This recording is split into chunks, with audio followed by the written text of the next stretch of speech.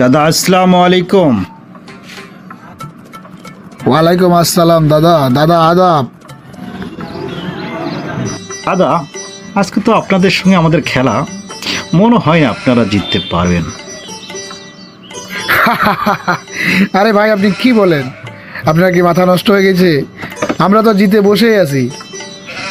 আরে কিভাবে জিতে আসেন, আমাকে দুই চারটা কারণ বলেন দাদা। দাদা, আমাদের আছে বিরাট কোহলি। বিরাট কোহলির সাথে অনুষ্কা শর্মা সকালবেলা এমন জাদু দিবে না যে 30 বলে 100 মারে দিবে দাদা।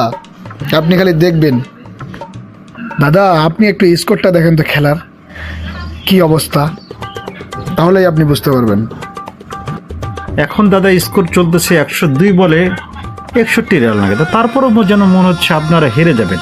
আমাদের আছে শাহিন শাহ আফ্রিদি, 1 বলে 2 উইকেট নেবে। দাদা, আপনারা কি চাপা মারা বন্ধ করবেন নাকি গরুর মধ্যে ঢালে দিলে আপনারা শিক্ষা হবেন? দেখা যাক দাদা শেষ পর্যন্ত কি হয়।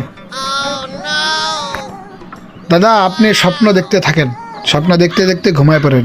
ঘুম থেকে উঠে দেখবেন ইন্ডিয়া জিতে গেছে।